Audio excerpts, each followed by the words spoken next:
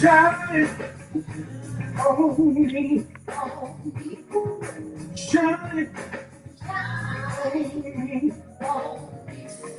the light from my lighthouse, shine on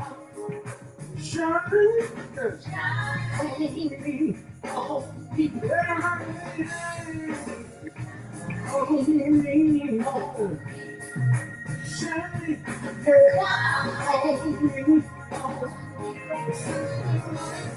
The light from the lighthouse, the lighthouse, the light from the lighthouse, the lighthouse, the light from the lighthouse, the light from the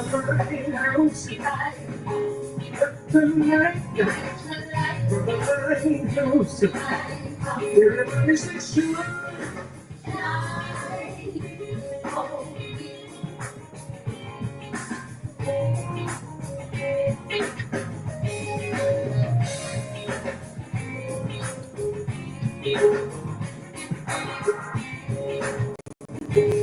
Hey.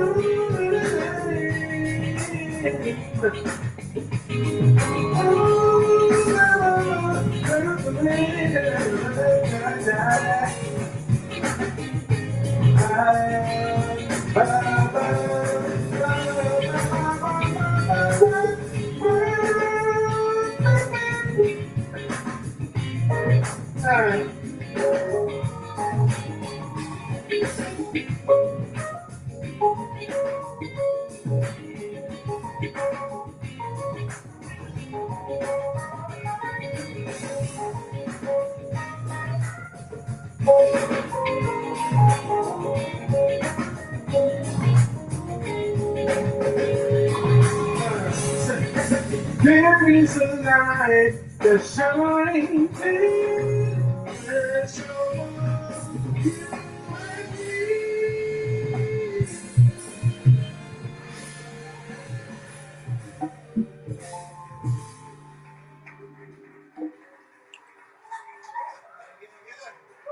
Good evening, everybody.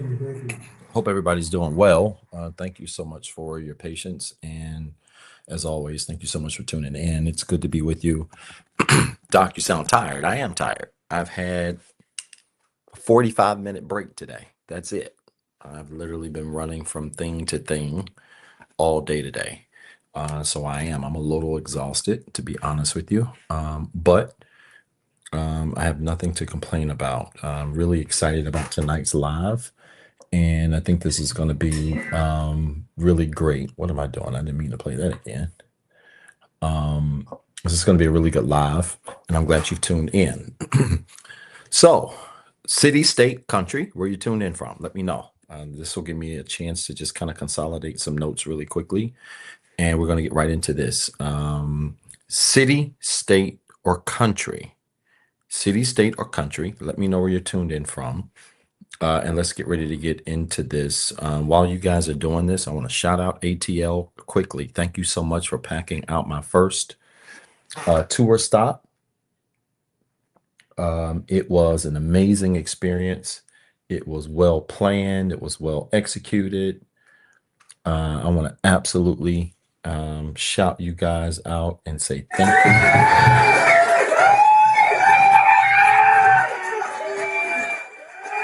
It was super packed, packed out. My volunteers had to stand. They called themselves Doc's Angels, and it was packed out. And I really appreciate y'all. Dallas, Melbourne, Kansas, New York. Thank you. Sneeze Ferry, North Carolina, Charlotte, Namibia, Africa. Thank you so much. Turks and Caicos. Wish I was there. Jacksonville, Florida, Atlanta. Good to see you. O'Neill, always St. Louis, New Jersey, Wausau, Wisconsin, the DMV, Houston, Atlanta again, Covington, Georgia, Charlotte, Clarksville, Tennessee, Texas, Pocatello, Idaho. Thank you. Milwaukee. Yes, yes, yes. Chicago, Dallas, DMV again. Huntsville, Alabama. Hey, brother Jonathan. Indianapolis, Indiana. Hey, Winter. How are you? Yeah, I remember you. Good to see you. No, this is my ministry now. Good to see you. Um, New Jersey, New Jersey, Tacoma, Washington. Thank you so much, Sterling, Virginia.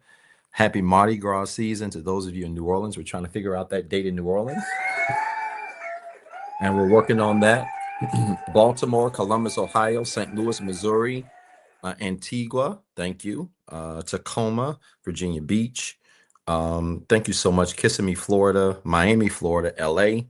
New Jersey, do me a favor. After you share your city, state, or country, I want you to hit that share button on whatever network you're on, and let everybody know that we're on tonight.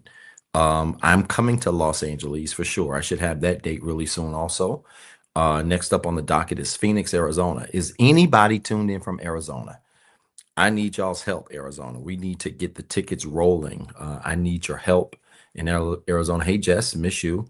Ohio, I need your help in Arizona if you're in the Arizona area.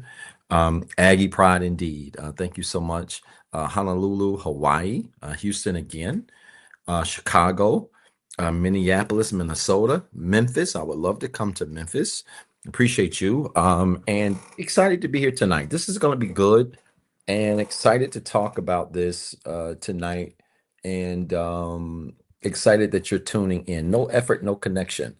Now, while we're doing this, um, and while I'm getting my notes together, let's see who has some courage tonight. Um, if you have a Valentine's,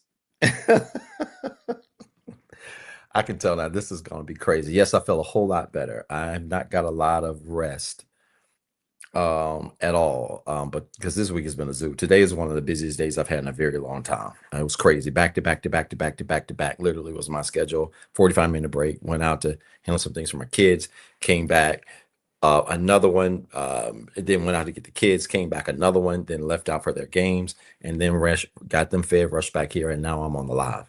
It's been back to back to back to back to back to back to back. All right. Wichita, Kansas, New Orleans. Wow, y'all still rolling in. And so it's been crazy today. Do me a favor. If you got a Valentine this weekend, I want you to type a 1 in the comment. I'm trying to see something. If you don't have a Valentine, I want you to type a 0. And it's okay if you don't. All right. Put in a couple of zeros for Doc. All right. Put in a couple of zeros for Doc. It's all right. We all in this together. Y'all gotta stop, being mad at people. Yeah, Martha Luther King is just wild. That's my sister. I mean, my daughter. All right, good. A whole bunch of zeros. Good. Put some in there for me. I got a 1 for my kids, so I can put 2 ones in there for my kids. All right, I see you, brother. Brother Jonathan's getting married this year. I'm excited about that. All right, we got a lot of zeros. So I don't, I'm doing this so that those of you that don't have anyone, you will know you are in a community of people that are supporting you. I know you did not just say that, Gigi. Can I do half? That is wild and nasty work. Oh my God. Oh my God. That is nasty work. Oh man.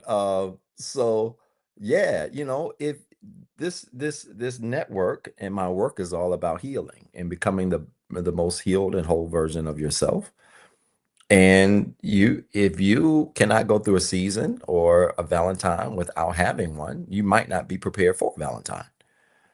And this is so important. And so, I believe everything happens when we are prepared for it. And so if you don't have a Valentine this weekend, it's okay. Everything is good. I put up on my story and I meant it. This is Valentine's season. I believe in love. You guys should still believe in love, even if you've had some hard times and experiences in love. You should still believe in love. Love didn't hurt you, people did. And that's good right there. Love didn't hurt you, people did. So it's no need to being bitter and salty and all mad and depressed and you sitting on the couch eating Haagen-Dazs and zoned out. No, you should be happy because other people are in love. And I love tomorrow. I can't wait to log on social media tomorrow whenever I have time because it's going to be a busy morning. And I can't wait to log on and see all of these pictures and all of these, all of these pictures and all of these, photos of people doing their thing and, hugged up, and somebody might get engaged tomorrow. Y'all like them photos. Y'all stop screenshotting them and talking about folk in the group chat.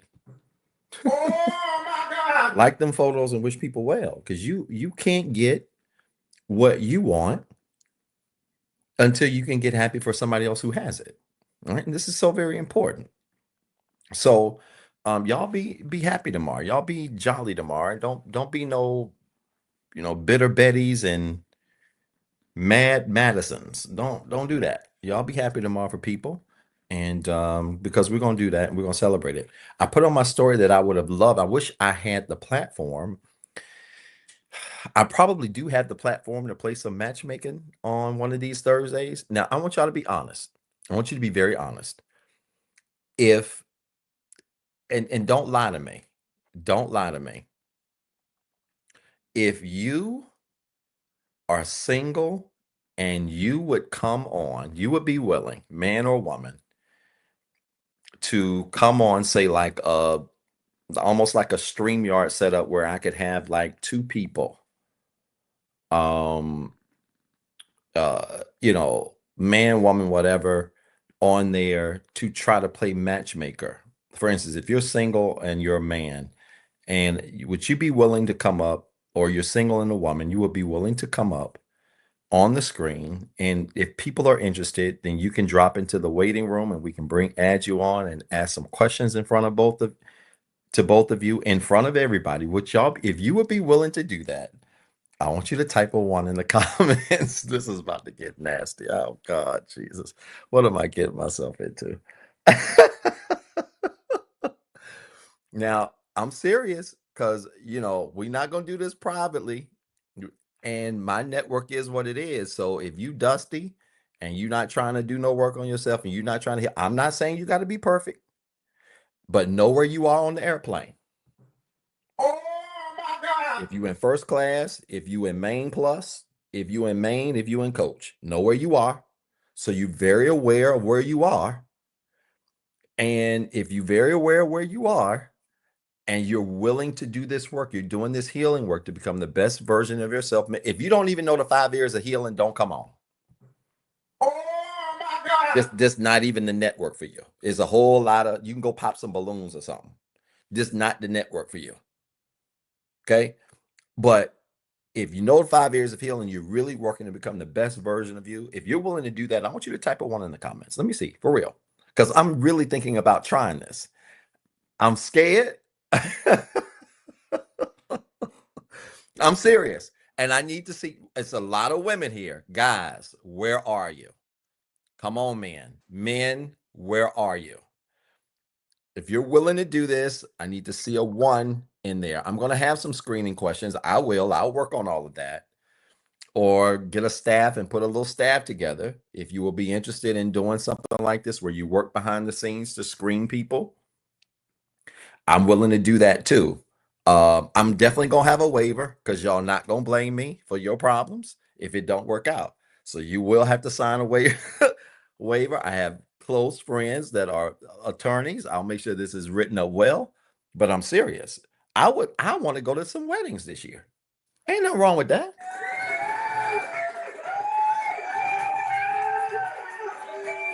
I I want to go to some weddings this year and I want to throw some rice at some of y'all. I do. And I would love to catch a flight and go. If the Lord bless me, bring a plus one and come and throw some rice and really enjoy love. There's nothing wrong with people being in love. So I know I haven't gotten to the lesson yet. We got time. But I want to I need to feel like I need to encourage some of y'all tonight. Because some of y'all real depressed this weekend because you don't have no date. And I'm telling you from personal experience, you're going to know you're ready for someone when you mentally and emotionally are stable enough to be by yourself.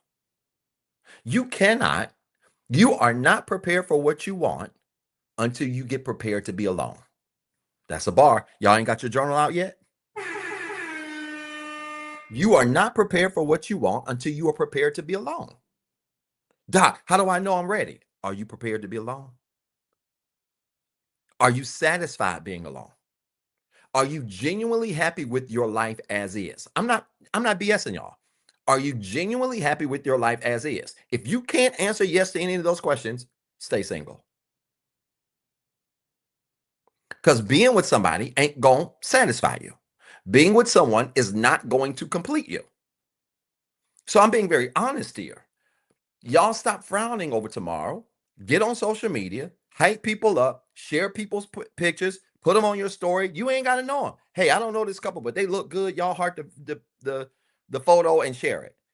Learn how to celebrate other people. Because until you can be happy alone, you're not ready to be with nobody. Oh my God. And I'm just telling you like it is. Okay? All right, real quick. Let me thank all of my Patreon and IG subscribers. Man, the reason why I am teaching this tonight is because we talked about this on Monday and it was so crazy good that I asked them. I said, y'all, can I teach this Thursday? And I'm going to tell you, I'm very apprehensive about teaching topics like this on the general live because there are levels. I want you to type in the comments in all capital letters quickly, levels. If this ain't your first time here, you know where I'm going already. Levels. Some of this stuff is going to go over some of y'all's head because you're not mentally, emotionally, and spiritually prepared for it. And I made it very clear to them. Monday, I don't even really like talking about topics like this a lot on the General Thursday Live because I don't know if I have a lot of people that are really ready to consume this level of information that we're going to share because some of y'all going to be shell shocked. And everything you thought about love and effort and connection is going to be challenged tonight. And so I asked them, I said, hey, subscribers, can I share a little bit of this with the Thursday crew? And they were like, Doc, please do it. Yes. We need to hear it again. So this is going to be good. And so I want to shout them out. I've got more announcements later. Again, we've already knocked out Atlanta. Kudos to Atlanta. Man, Atlanta was just like that. I ain't kidding you. They really looked out for me. Lord, I'm afraid to start calling names because then you're gonna miss somebody out. You're gonna leave somebody out. But let me tell you something. Carol Mangum, site coordinator in Atlanta, did an outstanding job managing the team there. Nikki, great job, really showing me a lot of love and hospitality um, on that first stop. Naomi, just the whole Atlanta crew. I don't even want to get into names because I know I'm gonna miss somebody, and I don't want nobody to feel slighted. But when I tell you, they set it up beautifully. Everything was set up. All I had to do was get out the door. They told me where to go, where to be, and I walked out and it was a packed place, a packed house. And I just I couldn't believe it. I really was shell shocked. So thank you, Atlanta, again.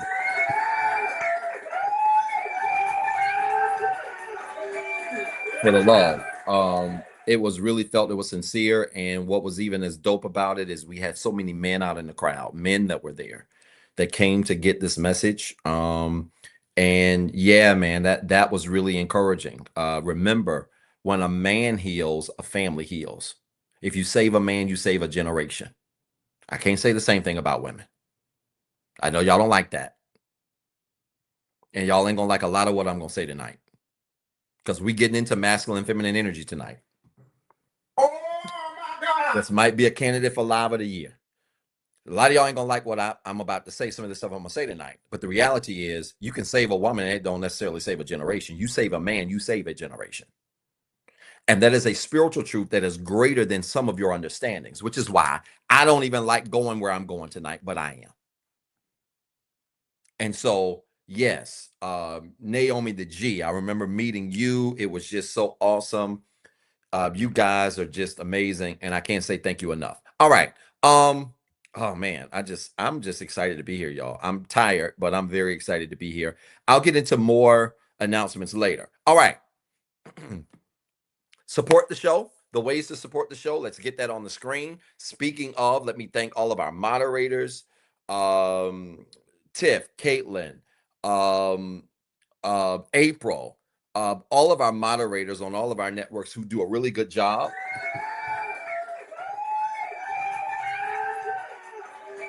You will occasionally from time to time see them to say support the show, and you may see a little salad icon on the screen. Don't be alarmed. Nobody's spamming you. But when you support the show, that support goes towards buying me lunch. You may have seen people in the comments already tonight fussing, asking, have I ate? Well, I ate a salad when I got home from my son's game. I had enough time to eat a salad, to gather my thoughts, to make my tea, and I jumped right on the screen. I have not had a free second other than that time where I was eating that salad and literally doing some work too. So it's been a crazy day. So our moderators do a really good job. You may see salads fly up the screen. I do encourage you to support the show. The extent to which you support the show will be the extent to which I will leave it up on the screen. And kudos again to that Atlanta crew and all of my site coordinators in all of the cities who keep jumping on me saying, Doc, you way too easy on these people. These people really need to invest in your work and what it is that you do. And it means a lot to me. Tiff, thank you all so much. Tiff, oh man, Tiff, Caitlin, they drove all the way from Charlotte. We had a lady drive from Mississippi 6 hours who got up and, from what I understand, completely wrecked the room and talked about how she beat the physical abuse of her husband as a result of my work. Filed for divorce. She's now free. She's doing well. And just amazing stuff. So yeah, we have nothing bad to say. Hey, Ms. America, thank you so much for coming. So many of y'all, man. It was just so crazy. And you guys are just great. And so again, I appreciate your support. Let's get into it. All right. Yes, a salad. I'm trying to do better. Well, actually, not trying to do, but I always do good. I'm lying. Better. I always do good. If you don't know anything about my routine, I'm probably going to do a live about daily routine soon because many people need help with that. But my routine is pretty strict, Monday through Friday, half day Saturday. And so we're going to do there. All right. If you see a bunch of eagles flying up the screen, don't be alarmed. Our moderators do a great job of zapping crazy people that jump into the live. And so crazy people that jump into the live. And so if you see a bunch of eagles, it's just because we fly high above birds, right? And so I want to thank Inspire Nation for all of your support tonight. Put in the subject line. Put in the subject line, no effort, comma, no connection. Let's talk about it. Let's get into it. Y'all like the video, share the video. We are up to almost 400 people on all the networks. Let's get this up to 800. Let's double it. Like the video, share the video. People are already supporting. Lashina, thank you so much. We're going to be sure we shout you tonight if we see you. I appreciate you, Lashina. Thank you so much. No effort, comma, no connection. You should have a journal. You should have something to write in. You might need a white sheet of paper tonight. I'm not sure. We're going to see how this flows. But let's get into this. Why am I talking about effort? Why am I talking about effort in the context of connection? Because what I'm going to talk about tonight is bigger than just romantic relationship. Yes, it obviously applies to romantic connections. But what I'm going to talk about tonight also applies to friendships. Now, again, y'all, I'm running on fumes. 45-minute break today. Got my kids home, ate a salad for 20 minutes, grabbed my iPad, and ran right in front of the camera. I have not sat down today. All right. But let me tell you this. I'm energized because I want to share with you some principles about effort that's going to shape the way you show up in your connections with people. Okay. All right. It's going to shake the way you show up in connections with people in your life. Now, this is important. I want you to record this. Effort is the greatest neutralizer when it comes to relationships. Effort is the greatest neutralizer when it comes to effort. Again, I'll save the live according to how you guys support. Support. I want you to support, not because I need it, but because y'all need to stop being cheap. Oh my God. Effort is the greatest neutralizer. What do I mean by neutralizer? This is good. When I say that effort is the greatest neutralizer, when people come into a relationship, it is not guaranteed that both of you are going to come into a relationship, friendship, any other kind of ship, and you bring the same exact things to the table. We got to get out of this mode that when you come into a relationship or connection with people, this can even be friendships. We got to get out of this mode that everybody that comes to the table should be bringing the same amount of stuff to the table. The reality is, the chances of that are pretty slim. The chances of you meeting someone who brings everything that you bring to the table is pretty slim. Oh my God. I don't care what you heard on social media. I don't care what you heard on your favorite show. I don't care. Your favorite creator, I don't care who it is. The chances of you meeting someone who brings exactly what you bring to the table is slim to none. So then, if the chances, let me calm down because I feel like I'm getting excited. This is going to be great.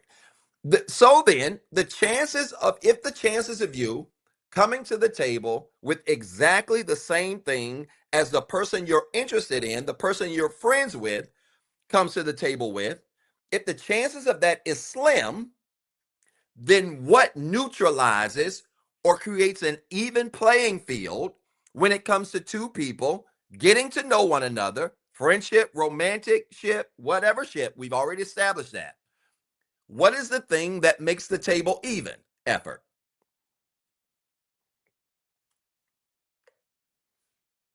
Effort does. And you know what this boils down to? This is going to be so good tonight. I don't know if I'm doing a diagram tonight. I might just talk junk tonight. I feel great. I'm tired, but I feel great. Effort is what evens the table. You know why? Because if you don't have what another person has materialistically, if you offer what you do have with the best effort that you do have, it should count for something.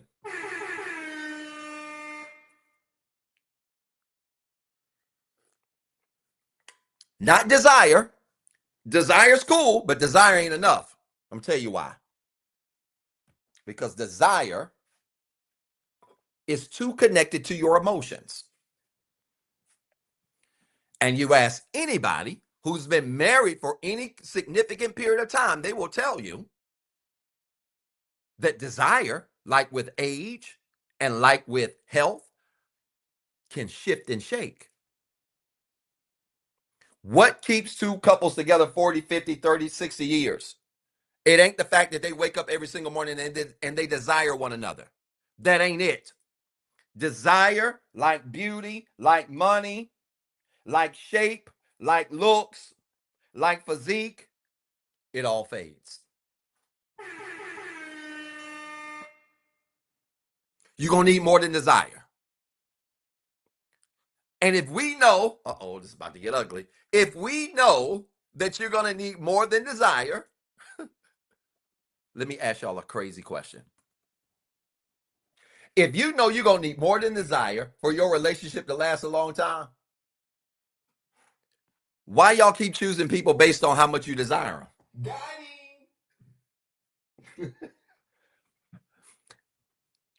If you know you're going to need more than desire for a sustainable relationship, why y'all keep choosing people on surface stuff? See, this is another reason why I don't want to do this dating show. Because some of y'all going to look and say, oh, well, hell, he don't look like somebody I date. She don't look like somebody I date. Well, here's the problem. Here's the problem. If you're going to choose people solely based on surface things, it's a really good chance you're going to die single. Daddy.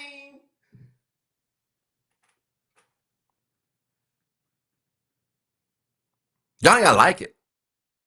Doc, are you telling me I can't choose people based on what I'm attracted to? Sure, you can be attracted to who you choose. I'm not asking you to choose somebody you don't feel attraction to, but let me tell you something. If your desire for a person has to be so great that you're willing to minimize other things in the name of desire, what's going to happen when that fades?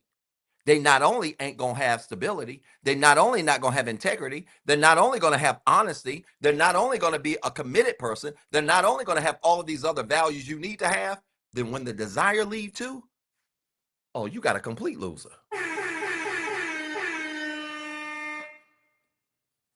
So I'm just laughing. I sit back and I watch all of these people. And listen, let's just go ahead and get into this. I didn't even mean to go here so early, but let's just talk about this now. I had a young mentee ask me recently. So it's a woman. She's about 22. And she said, Doc, let me ask you a question. I said, yeah. She said, why are so many attractive, beautiful women single?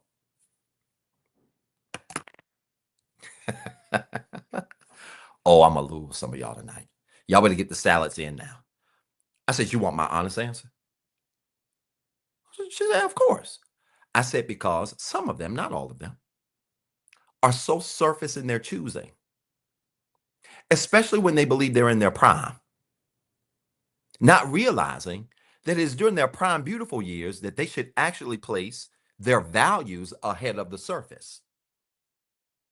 Because when you place your values ahead of the surface in your prime years, then you choose a man who can enjoy the prime you, who also has the values you possess, and you can grow together.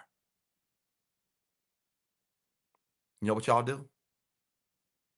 You wait until the prime starts fading out. And then all of a sudden, you just want a wholesome man. The problem is your prime is faded out and your integrity is called into question because you wasted so much time going after the superficial. Oh my God. Oh, by the way, for all of you women's rights people that want to try to attack me, I'm equal opportunity over here. Don't think for 1 second, man, I'm not coming for you, because I am. I'm on my way. I get everybody. I ain't nobody's friend. I got a daughter and a son. So that go for all of y'all.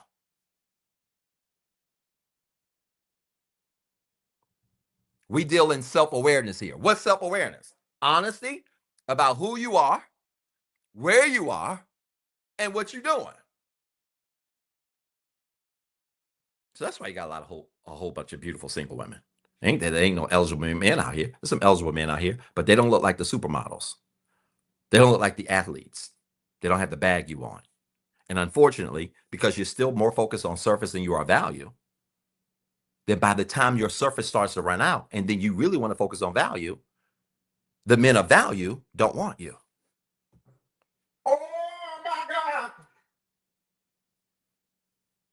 I know this is going to be hard for some of y'all. And fellas, you ain't no different. Fellas, you are not any different. Because fellas, you do the opposite. The truth of the matter is, because men can conceive late into age, much later into age than women, the truth of the matter is a man tends to come into his prime later than a woman. I told y'all we're going to get into some masculine, feminine energy stuff tonight. It's Valentine's weekend, right? I hope y'all ready for this. A man tends to get into his prime later than a woman.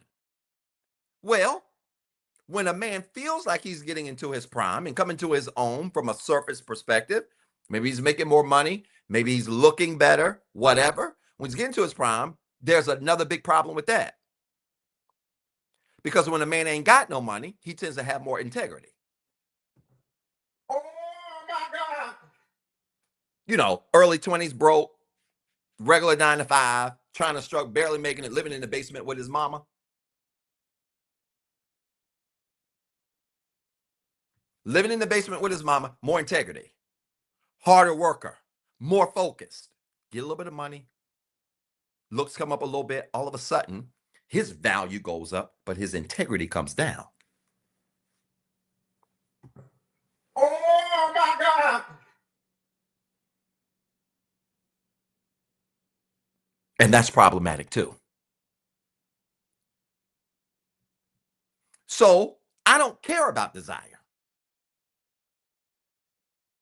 Desire is not going to keep two people together.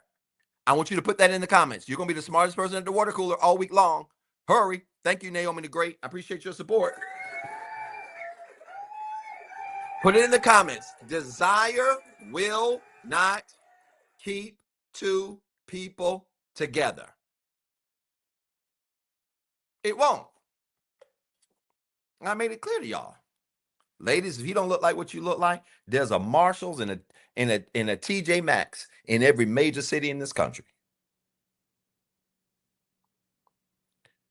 He might not look how you want, but he's got a stable job. He's great with his money. He's healed in the 5 areas. You take him and his wallet over there to TJ Maxx. If you don't want to invest nothing big, and y'all go over there, and you can dress them up. You can buy everything. There ain't nothing you can't buy to put on a person to dress them up. I'm talking men and women. Y'all be buying everything from clothes to parts, body parts. You buy it all. Ain't nothing you can't buy to dress up desire. I don't care about that. But what you can't buy at Target, Walmart, CVS, wherever you shop, you can't buy integrity. Oh my God. You can't buy confidence. Oh my God. You can't buy maturity. Oh my God. You can't buy honesty. Oh my God. You can't buy good communication. Oh my God. You can't buy honest people who don't cheat. Oh my God. That's what you can't buy. And that's why a lot of y'all find women, rich men, and you single. Now, I'm not talking about those of us that are single by choice. Maybe you're focusing on your career, you're focusing on your children, you're focusing on your journey, and you have not prioritized dating. I'm not talking about you. Everybody that's single ain't corrupt. I have to say that, but some of y'all are so extreme. I'm not talking about y'all, us. I'm talking about the people who claim they want this and that, but really, either you just fine with no substance or you rich with no substance.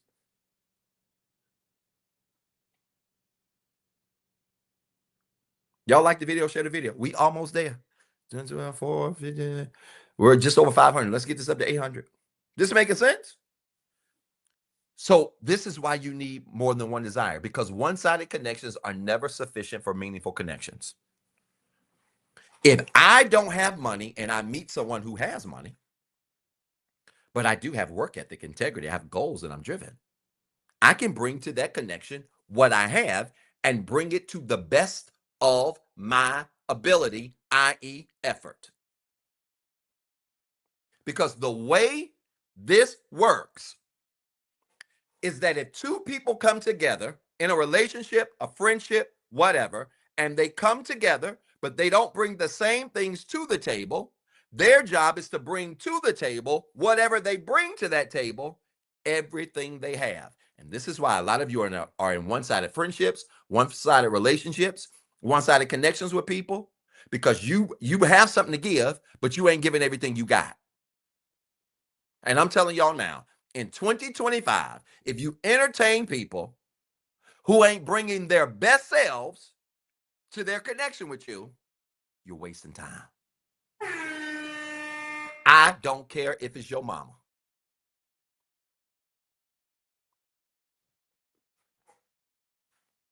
I don't care if it's your mama. I don't care if it's your daddy. If you are connected to people who are not showing up as the best version of them, the way you show up as the best version of you for them, you in a one-sided connection. And let me tell you something. If you can't take a couch up the steps by yourself, you are not going to survive in a one-sided relationship.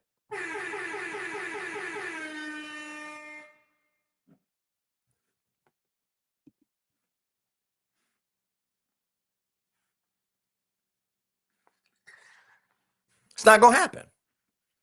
It's not. And let me tell you something. Some of us have been so experienced in this one-sided space that you can feel a one-sided connection from a mile away. You want some clues you're in a one-sided connection? You ready? Let me give you some clues. I want you to write in your journal Clue, this ain't even in my notes. I'm a little off script tonight. I'm on script, but off script. Wait till we get to the good stuff. Let me give you some clues. This is a good time to get a white sheet of paper, ain't it? Look at that. Look at God. Get you a white sheet of paper.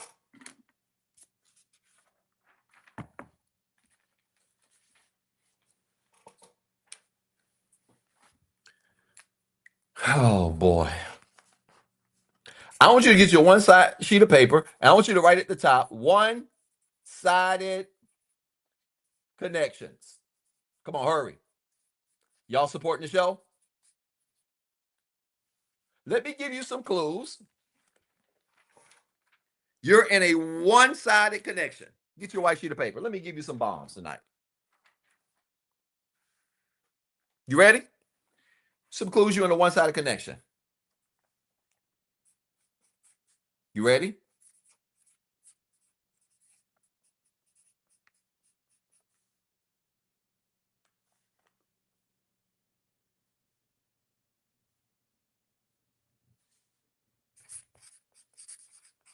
First clue. You always apologize first.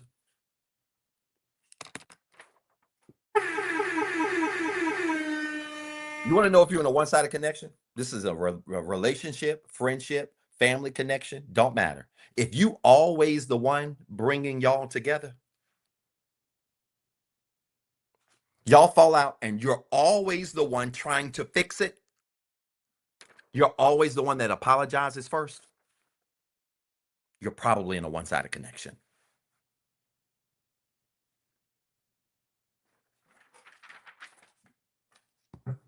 Oh my God. Let me give you another clue. You're in a one-sided connection. I like to call this ain't even in my notes, y'all. I teach this so much. It ain't even in my notes. It's upstairs. Let's call this financial imbalance. What that mean? Financial imbalance means you probably spending more than you receiving. Now, I know some of you women ain't gonna like this. I'm not suggesting you got to sit there and count pennies to pennies. Oh, I spent $500 on you. You got to spend $499 on me. I'm not suggesting that. But what I am saying is, and I made this so clear to the subscribers Monday, we had a great time, that even if you're connected with a partner, and through your connection with that partner, they make more money than you make. Let's just say your partner in a romantic relationship makes more money than what you make. You're probably thinking, well, Doc, I'm going to automatically have financial imbalance. Not necessarily. Your job in that case is to offer to that connection what it is that you do have. You know what this debunks? Let me just go on and get into it.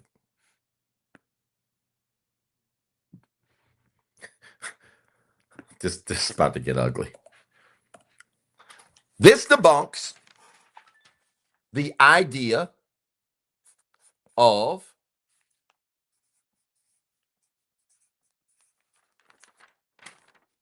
fifty-fifty.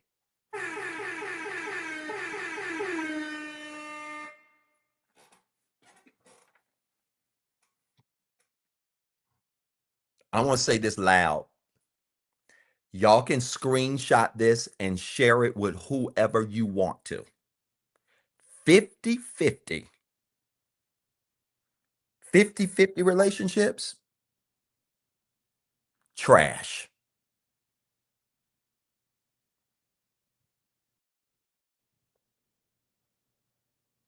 I'm just letting this soak in. Y'all scared to say it. I'm not. This concept of 50-50, financial 50-50, trash. Absolute trash.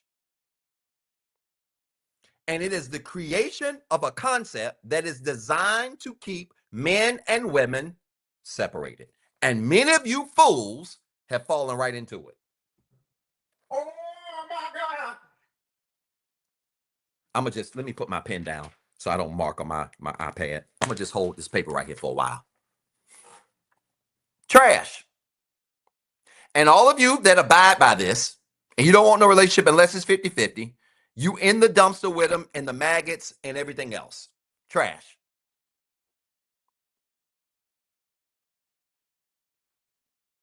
Trash. Trash, trash, trash, trash, trash. You know why? Because a relationship will never be 50-50. I want you to put that in the comments and put it in your journal. Stick it on your forehead if you have to. A relationship will never, ever be 50-50. Never. You know why? Because some of you are so simple and surface minded that you only think about 50-50 in the context of money. The reality is, I think of 50-50 or people showing equal effort in a relationship. How? Mentally, emotionally, spiritually, physically, and financially.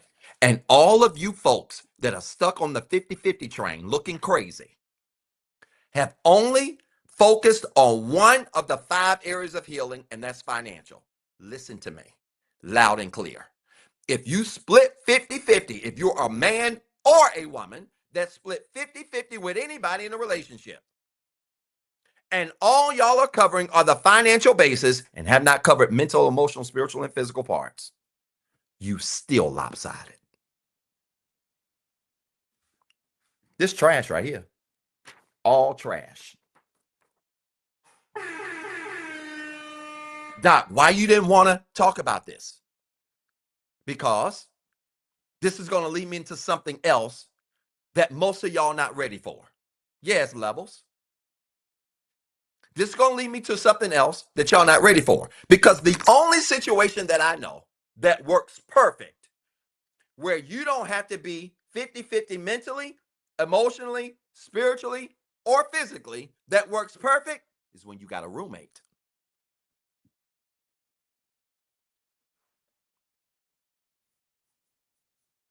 It's when you got a roommate.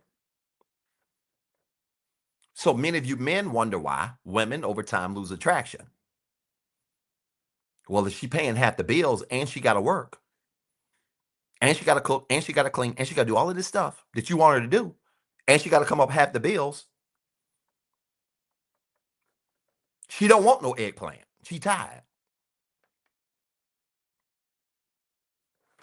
I know. I'm about to lose half of y'all, and I'm just getting started. And many of you ladies doing it, you literally doing it all. Working, taking care of the kids, getting the groceries, working a full 8-9 hours a day, and you coming home and performing. You know why? Because you're in a 50-50 relationship. And you think it's honorable. It ain't. Fellas, I ain't off of you either. Because fellas, if you feeding into this, there is no way you can establish yourself as a leader in anything if you 50-50. You ain't no leader. Is my mic on? You ain't no leader if you 50-50 anything. I don't care if it's your daddy. I don't care if it's your big head pastor.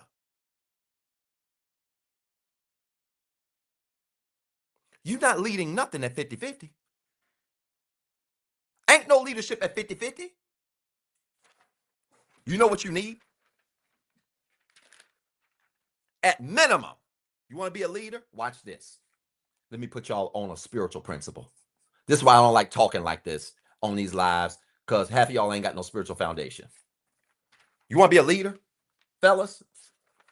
You need at least 5149.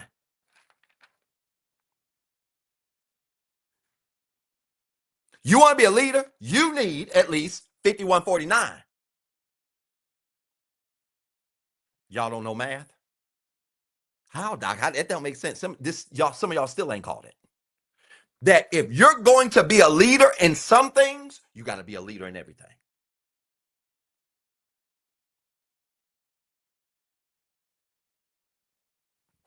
If you're going to be a leader, man, in some things, you got to be a leader in everything. Which means, fellas, I don't care if you pay one more bill than she does. you better pay something extra. Y'all ain't gonna like this. I know. Doc, you simping. I ain't simping. I don't want your woman. If I did, I'd have her.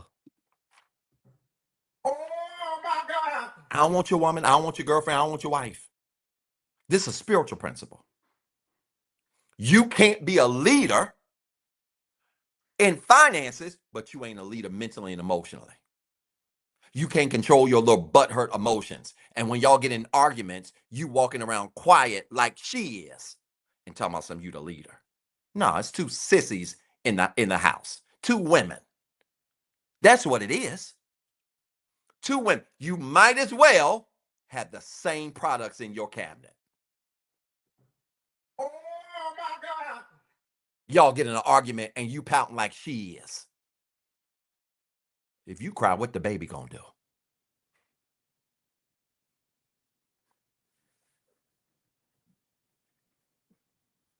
And yet y'all sign up for it.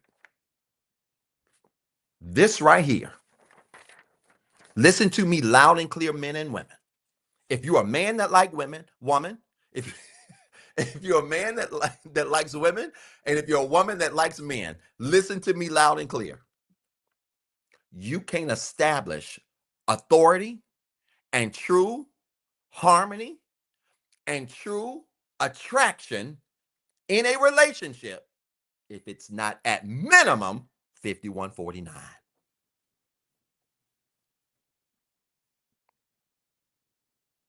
If it ain't at minimum 5149, ain't no attraction in that house. This is for all of you that say, well, Doc, it's got to be 50-50, man. I ain't paying all the bills. I ain't say you did. I didn't say you had to pay all the bills. But if you're going to be the leader, bro, you need to be paying at least 1% more. If you're going to be the leader, you need to be at least 1% stronger mentally. I want everybody to put in the comments at least 1%. I'm going to tell you who the leader is in your family. The leader in your family is the person that's giving at least 1% more effort. That's the leader. That's the leader. The leader in your relationship is the person who's given at least 1% more. At least 1%. Let me add to this. More. For all y'all screenshotting and video recording. For at least 1% more. If you want to be the leader, you got to give at least 1% more. And if you're not no leader. And if you're a man listening to me, and you're not doing at least 1% more, not only are you not a leader, you're a son. We might as well go get you some Huggies and find you some formula and a chest that you can suck on. Oh my God.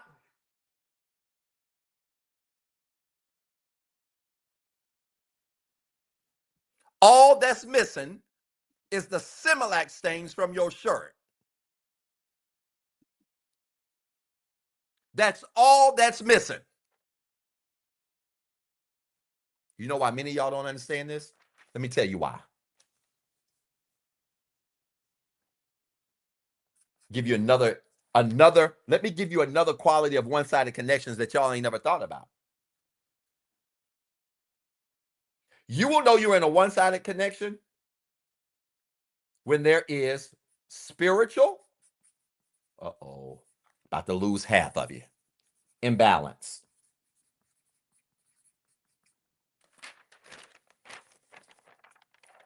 If there ain't no spiritual balance in your relationship, which means one of y'all got a spiritual connection, but the other one don't, you're in a one-sided relationship, a one-sided connection. I'm telling you right now, you're in a one-sided connection if there is no spiritual balance in your relationship. And you know why this don't make sense to a lot of y'all?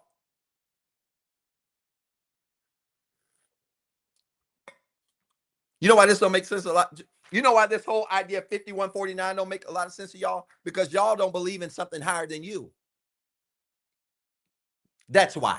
This don't make sense to a lot of you because you don't believe in a power greater than you. Now, I made it clear. I'm a Christian. I'm a believer. I've also made it clear I have clients that are atheists and friends that are atheists, that are Muslim, that are agnostic, that are Catholic, that are Seventh-day Adventists, you name it. My clientele list looks like a mini United Nations. 42 countries, now 1,061 clients in 42 countries. Oh my God. But there's something that we all share in common. That for the things that happen in your life that you don't understand, you need a spiritual foundation. You need principles like faith and trust and hope that are spiritual principles to tap in when that relationship get against problems that you can't understand. And listen to me. If 5149 don't make sense to you, it's because you ain't got no spiritual foundation. You don't recognize that there needs to be a source greater than that relationship. Watch. Then the man. Uh-oh. Uh-oh. Oh my God. Then the woman, then the children, then everybody else. Let me tell you why I don't get on a lot of podcasts talking about leader this, leader that. Not because I don't understand it, but because I ain't casting my pearls among swine. Y'all, you will never, Doc, never say never, never, never, ever, ever, ever, ever, ever, never, ever see me on a podcast arguing with people over who the leader. No, I'm too smart. My wisdom is next level. I'm not saying it arrogantly. It is a gift from God. I acknowledge it.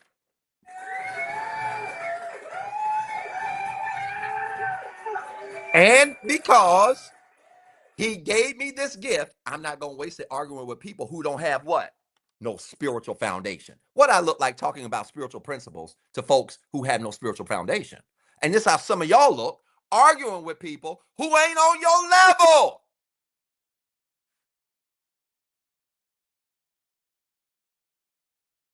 I don't do it. You got to get in my section for me to talk to you. Oh my God. You got to get in my section spiritually for us to even engage. So you will never see me on any of these crazy podcasts arguing with folk while y'all watch and laugh and say stupid stuff in the comments. It'll never happen. Ever, ever, ever, never, ever, never, never, never, ever. You ain't got enough money to pay me. You know why? Because most of the folks you arguing with ain't got this. And the idea of 5149 is a spiritual principle. It's God, it's man, it's woman, it's children, it's everybody else. That's the order. And when you understand that's the order, fellas, you can't be under God and over a woman if you ain't got no spiritual foundation. Let me say it another way, because y'all don't get it. For all of you men that think you the leader, you ain't leading nothing if God ain't over you.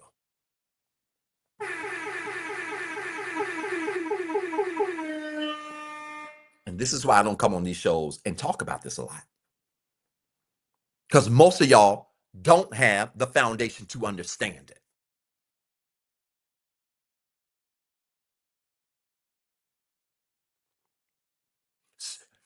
Leadership in a family is a spiritual principle.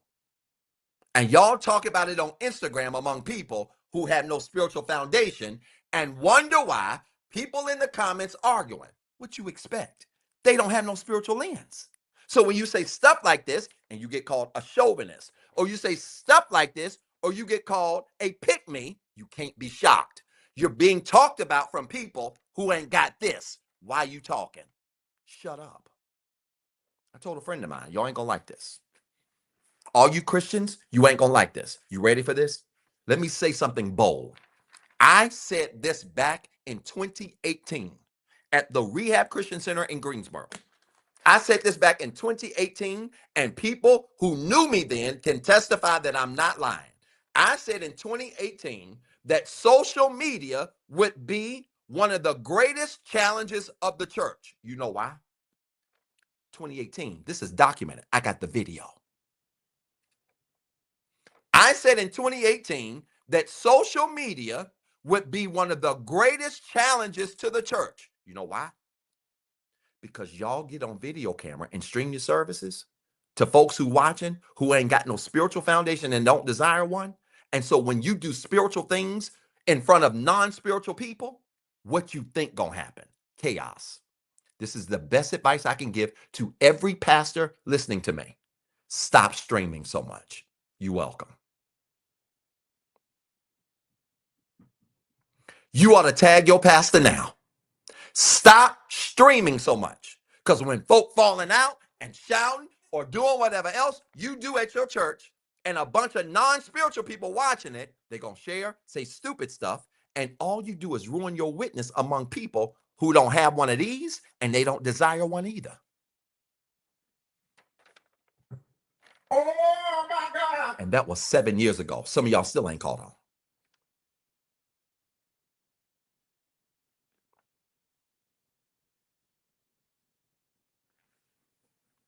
So this is why I don't do a lot of teaching on my network about this. Now, my network is expanding, obviously. It's expanding.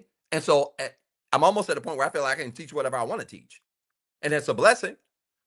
I've incorporated spiritual principles and foundation into my work in this counseling, therapy, coaching space. 5 areas of healing. It's the middle one. I've incorporated it, but understand this. I don't spend a lot of time in this space with just common people. You know why? Because you ain't got enough foundation to get me. Doc, that's arrogant. No, it's not. It's honest. Level up.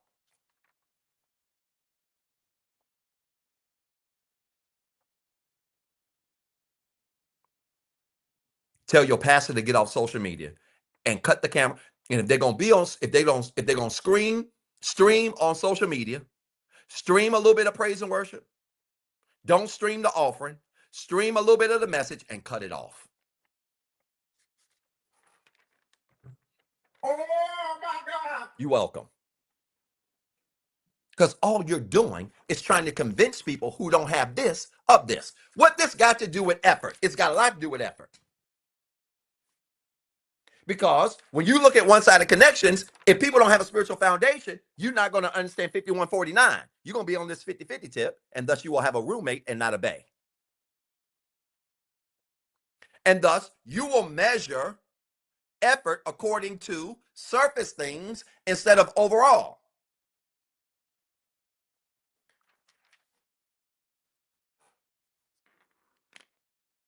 I want y'all to record this, put it in the chat. Are y'all supporting the show? Do I need to check? Y'all not supporting. Y'all are not supporting this show. Support the show. I want you to put this comment in the chat quickly.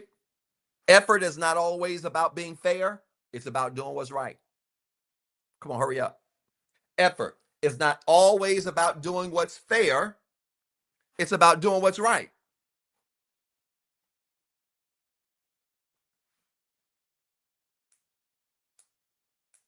Effort is not always about doing what's fair. It's about doing what is right. Why? Because if you got two people that are together and one makes 200,000 a year and the other one makes 50,000, the one that makes 50,000 can't buy what the one that makes 2,000 buys. But you know what else you can do? You can offer what it is that you do have to offer.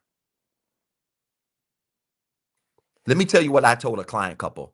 I'm going to be sharing their story probably in 2 weeks. They're in the lineup. They're about 4 or 5 stories down the list.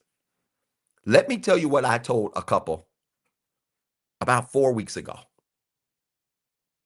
We were having a conversation, this very conversation right here. Some of y'all not going to get this joke, but it was powerful. We were having this very conversation right here where the man was complaining to the woman about her not doing her fair share in the marriage. See, you women ain't gonna like this video. Y'all gonna gloss over this one. You ain't gonna church this video. You ain't gonna share this video when I post it. Because I noticed that little trend too. See, women be screaming, yeah, get them, doc, get them, doc. But then when I come on y'all and come on them, y'all ain't got nothing to say.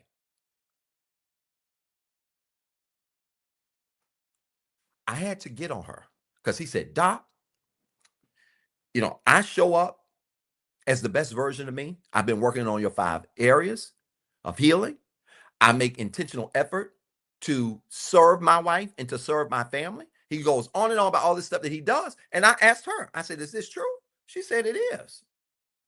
I said, sir, what's the problem that you're having? He said, she's not reciprocating effort. I said, in what way? Well, he goes on to talk about the business that he runs. He makes about $170,000, $180,000 a year. She only makes about $50,000 a year. They've got one small son. They both share duties with the son. So when the son, I think is like 7 or 8, has sports activities, things like that, the man who's the husband will alter his work schedule to get the son to his games, to his practices, does extra practice time with him, so the mom can work and do the things she needs to do. So it's not a situation where he's just working and giving her money and doing nothing and laying on the couch. No, he said he works like 12, 13 hours a day. I can relate. Every single day, and helps her around the house, and helps her around with the kids, and is the leader 51, more than 5149 because of their money in all 5 areas. I asked, I said, is he the leader mentally in your house? She said he is. I said, is he the leader emotionally in your house? Does he have emotional maturity? She said he is. I said, is he the spiritual leader? Prays with us every morning. I said, is he the physical leader in your house? Does he take care of his physical well-being? He does. I said, well, he's financially the leader. I looked at her and said, what's your problem? She started to cry. I let her. I let her cry. And while she cried, I waited for her and I said, what's your problem? She said, Doc, I want to do more, but I just don't have a lot to give. You know what I told her? I said, present your body. Oh my God. I said, present your body a living sacrifice. Y'all ain't gonna catch the joke. If you ain't no believer, it don't even make sense to you.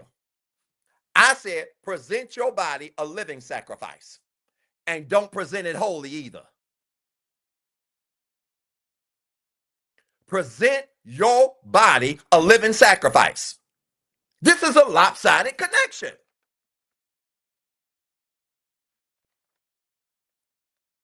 Well, I don't have no money to get. I want to do the nice stuff in here, but I've been trying to save it. We do, different stuff together and we try to save and stuff. Listen, I don't want to hear that, sweetheart. While you working on all of that, take that bonnet. Oh, y'all ready for the bonus?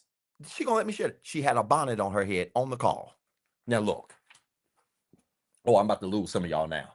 Oh my God. If she had the boldness to get on a call with me and put on a bonnet, I can only imagine what she looked like in her house.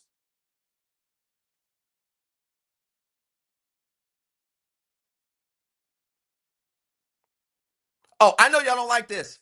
If she had the audacity to put on a bonnet in front of me, I can only imagine what she looked like in front of her husband. I said, ma'am, if you don't take that bonnet off your head. Yes, I did. This is why I have security in every city I go to. Doc, tell it like it is. I don't care who you are. I said, ma'am, if you don't take that bonnet off your head and stop whining over money you ain't got, continue to work hard, continue to be a partner in that relationship. And I said, and when you ain't got nothing to give, present your body.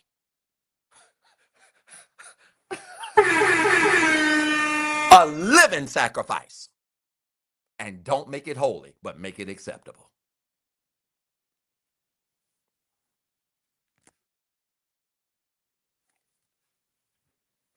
Look at y'all. Some of y'all women mad now, ain't you? This is a big problem. You would be shocked. You would be shocked. And meanwhile, there are women on this live. You think I'm lying? There are women on this live that are saying, do it for me, Lord.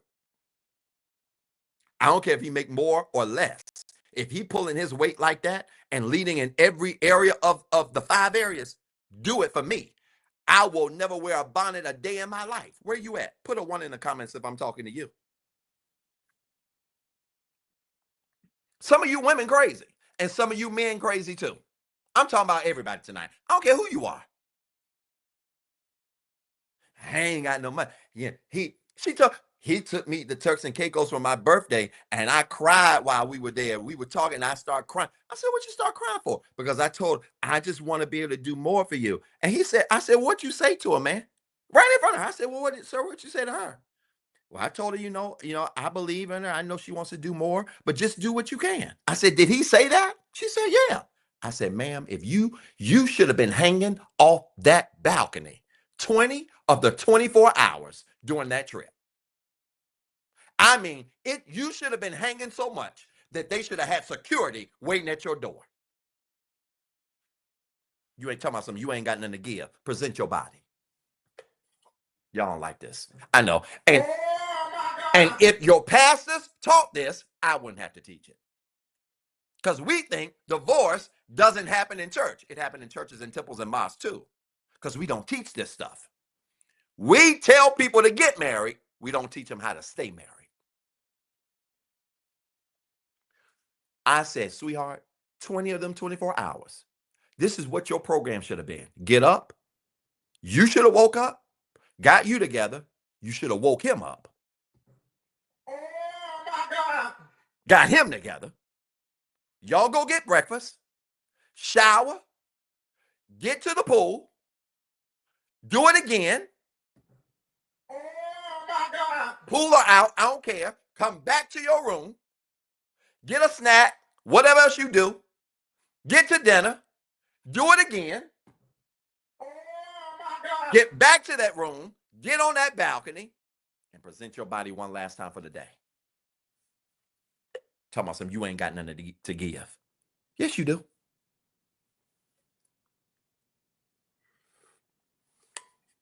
I'm trying to help y'all.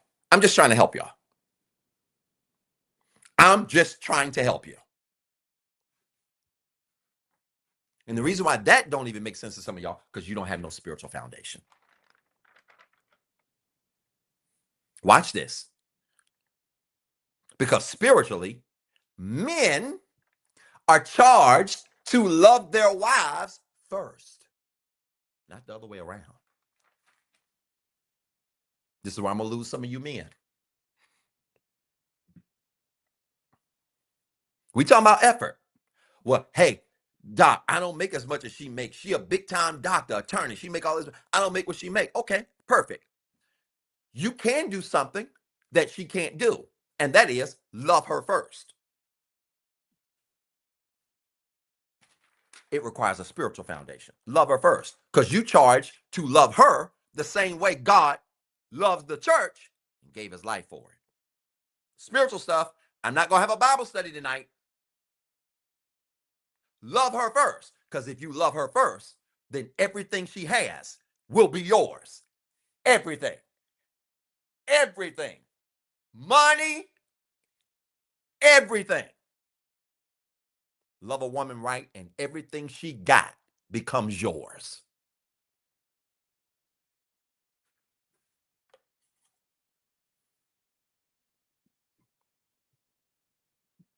And meanwhile, this is what happens. Y'all getting a little argument.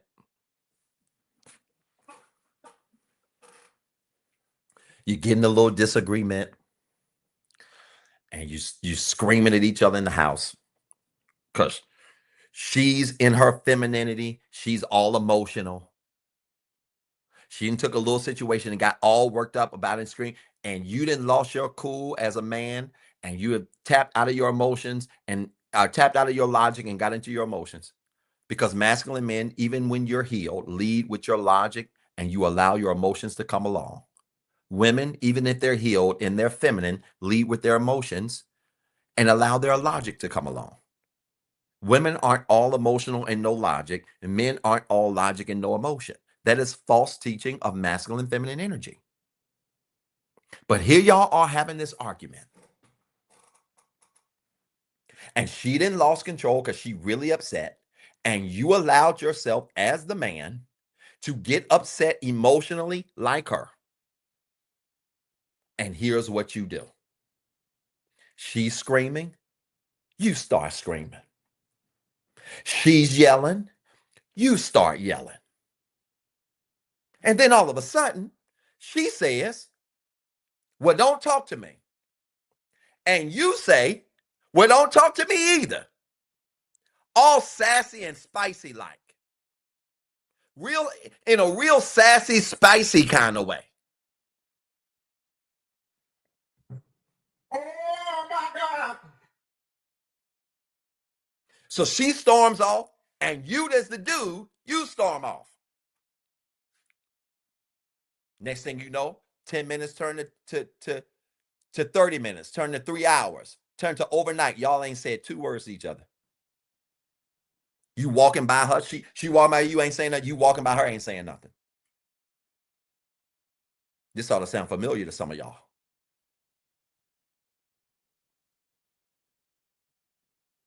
She walking by you, you walking by her.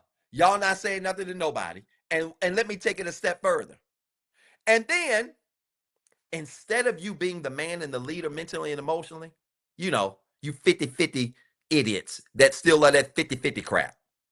Instead of you being the leader in all things and going to her to make it right, you wait on her to fix it.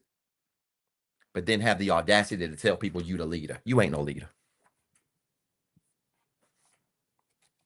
You just as spicy and zesty as she is.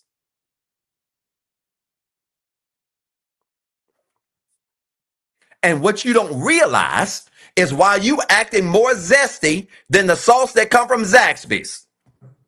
Oh my God. Her attraction for you is going in the trash because you can't control your emotions.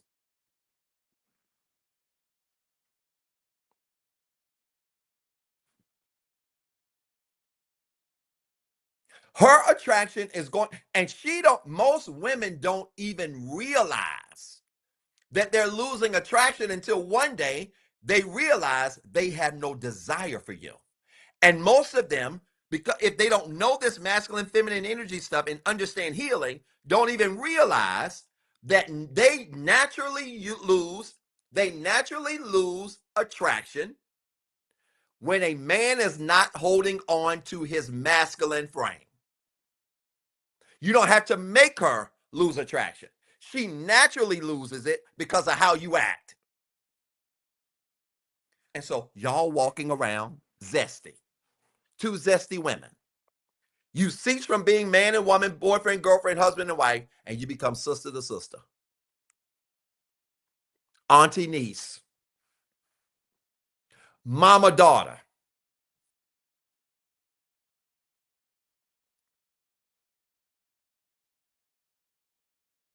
Salt and pepper.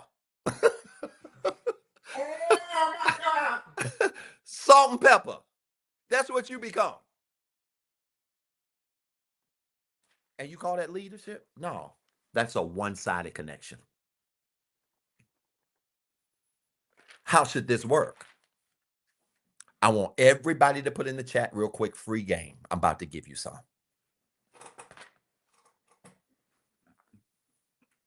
And I'm going to get women and men. Let me talk to you women first. Women, you have to learn how to control your emotions. You might be an emotional creature, but you do not have the right to lead every response in your emotions. Cut it out. I spend so much time with couples.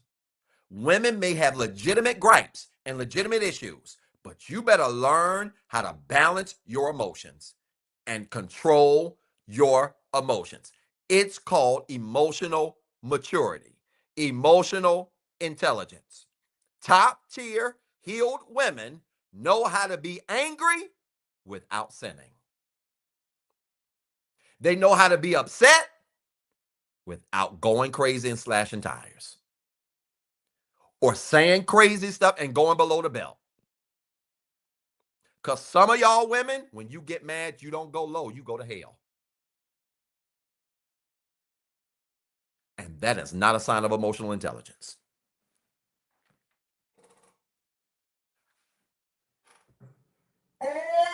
If I'm talking to you and you got the guts to admit that I am, put it in the comments. I'm working on it, Doc.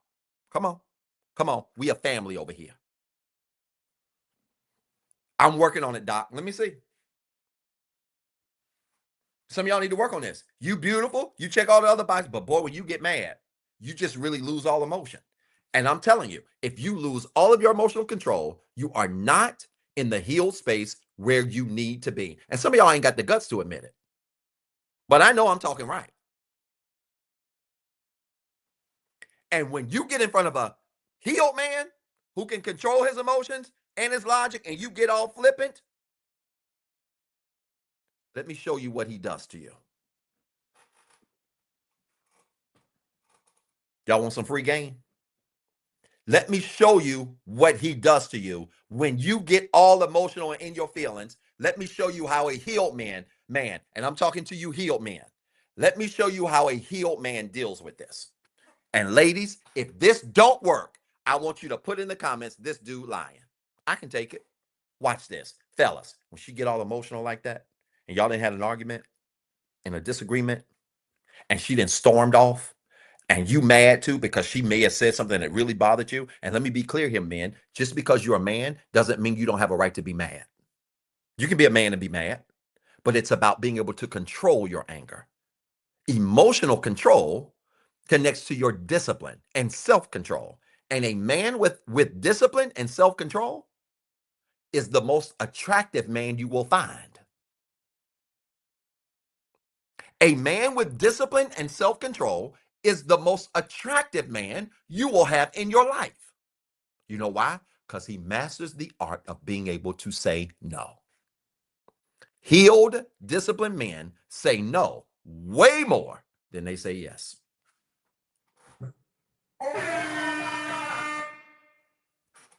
Don't even ask me how I know.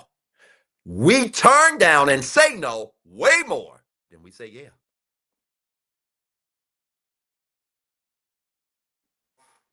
Let me show you, men, how you're supposed to deal with it.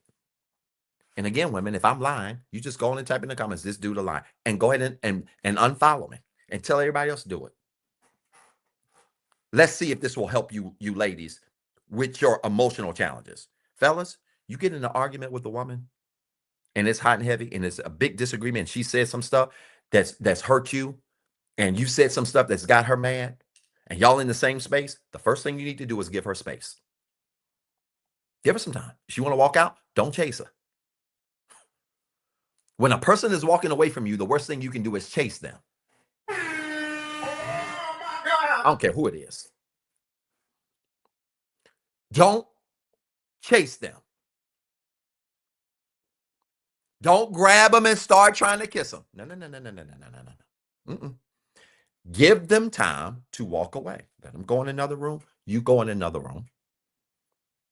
Well, then, Doc, how long should I wait? I don't know. Depends on the argument. Depends on the situation. It also depends on your history, too. In other words, fellas, don't try this if you got a history of no emotional intelligence. It ain't going to work. She's going to look at you like, who taught you that? And she's going to be like, boy, gone somewhere. You can't try what I'm about to teach you until you have established a pattern of consistency in her life, because consistency makes a woman feel safe. I shouldn't have to say this, but I'm saying it anyway, just in case. Consistency makes a woman feel safe. Don't go trying this right now and you ain't got no pattern of consistency with her. She'll be like, where you learn that from? Who you singing? Okay? But you got a pattern of consistency. Give her space. Let her go in the other room. Watch this. Give her about an hour or so, especially if it's a small argument. And then I want you to go in her room, fellas, where she is. She might have the door shut. She may not. Go in there. And she's going to be sitting there. And I want you to just sit there and stare at her. Stand there and stare at her while she's sitting down. She ain't going to look at you because she's going to still be in her feelings. And then this is what I want you to do. I want you to sit on her lap. This free game. It's Valentine's weekend, ain't it? Free game. I want you to sit on her lap. And she's going to be like, boy, get off me. You've got a track record of consistency now. Again, if you don't have that, don't try this. Sit on her lap. She's going to be sitting here like this, and you're going to be sitting across it like this. You're going to put your arm around her, and she's going to be like, boy, get up. She's going to have her arms folded right here like this. She's going to be like this, arms folded. and sitting straight like this, and you're gonna come sit sideways. Oh Lord, you're gonna come and sit sideways on her like this, like this. You're gonna put your legs across, you're gonna have her like this. Okay? Sit on her lap. She gonna be sitting, get off me, boy, get off me. And you're gonna say, you ready to talk about this? And she's gonna say, nope, I don't want to talk about this. And this is what you're gonna say in a calm voice. I didn't ask you what you wanted to do. I asked you, were you ready to talk about it? And the reason why I asked you, were you ready, is because your readiness tells me how much you want to fix it.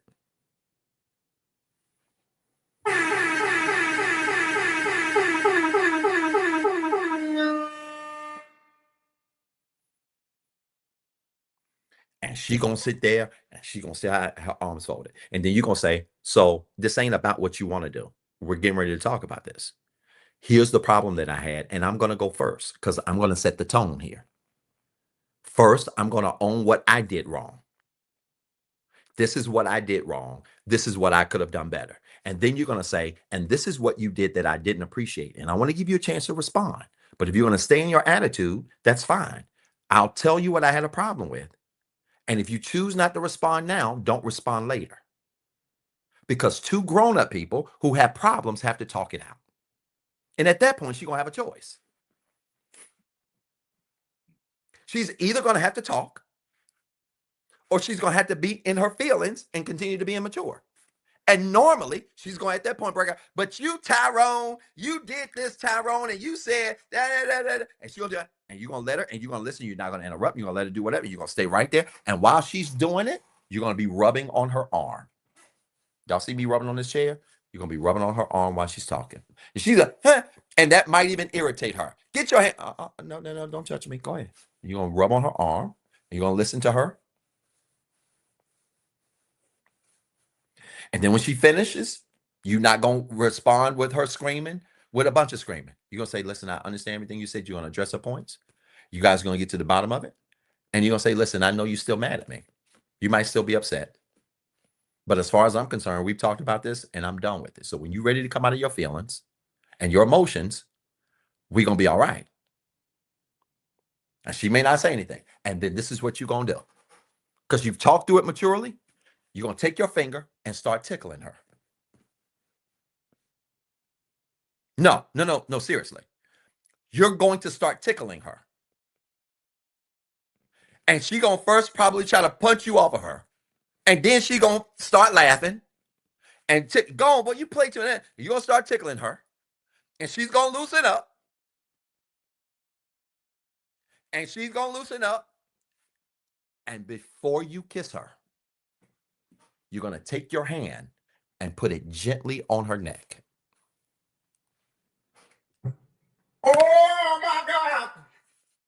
You're going to gently put your hand on her neck and say, baby, we don't go hours in an argument and not talk to each other. Both of us were wrong. And we're not going to do this going forward. And when you touch her neck, then you can kiss her. Trust me. Ladies, would that work or not? Just tell me. If that would work, I want you to put in the comments, fold it. Fold it. Folded. Put it in the comments.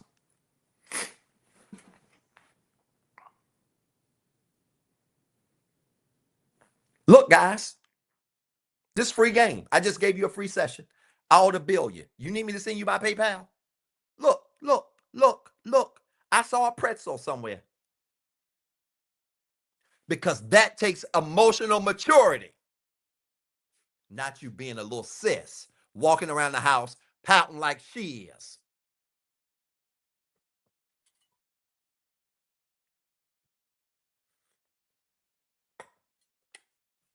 Somebody put lawn chair. This and the key, you can't grab her neck until you grab her mind and her emotions. And this is the problem with you toxic men. You try to grab her neck and you ain't captured her thoughts and her emotions yet, and you ain't led her spiritually. But when you do that, you just gently put your hand right there, and the floodgates, there will be nothing dry in your house.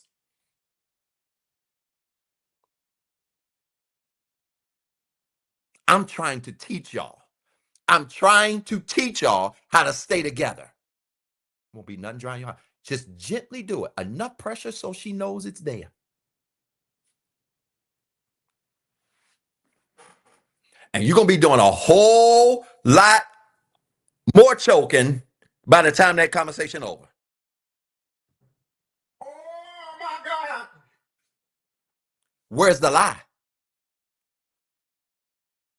Where's the lie?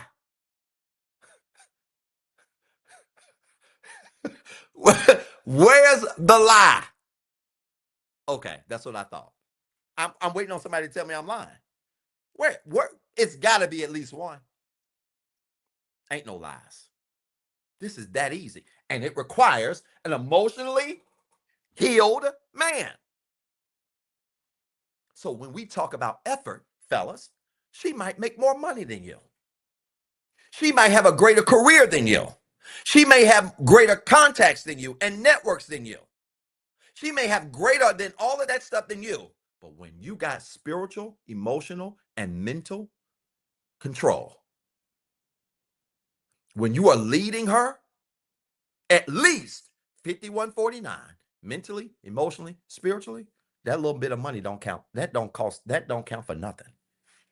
I have couples that are doing incredible right now that I've worked with, where the woman makes 2, 3, 400,000 a year. The man might make like 70, 75. I have situations where the woman makes that much and the man is a stay-at-home husband. But you know what? That man, mentally, emotionally, and spiritually, he leading her. What that mean, Doc? What does that mean? That means that when you lead mentally, emotionally, and spiritually, it don't matter, fellas, what you make. You so busy being so basic, screaming 50-50, not realizing that the real answer to 50-50 is to lead her mentally, emotionally, and spiritually. Because when you do, her money becomes yours. Oh my God.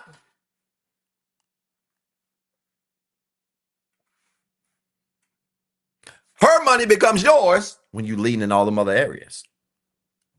That's why some of us heal men, it don't matter to us who we end up with. She can make 20,000, she can make 2 million a year. Some of us heal men may never make 2 million a year. But let me tell you something. I ain't met too many women that are stronger than me mentally, emotionally, spiritually, and physically. I done met some women that make a whole lot of money. 5, 6, 7, 800,000 a year, million a year. I met them.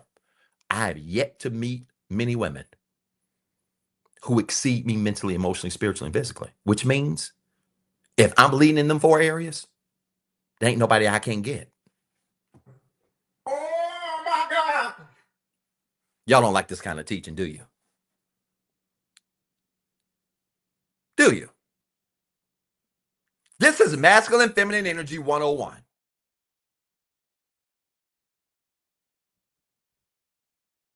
Effort is about taking whatever strength you have and bringing it to the table to the maximum capacity that you can. That's all effort is about. It's not this other foolishness you watch, sprinkle, and all this other crazy stuff.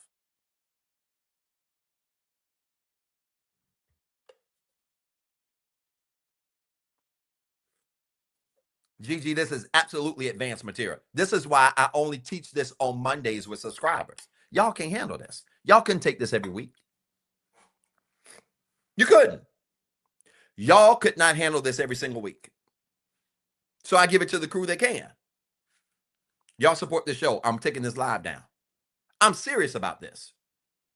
This is why the energies, the masculine and feminine energies, are so messed up in relationships, because guys and women have lost the art of locking into their frame.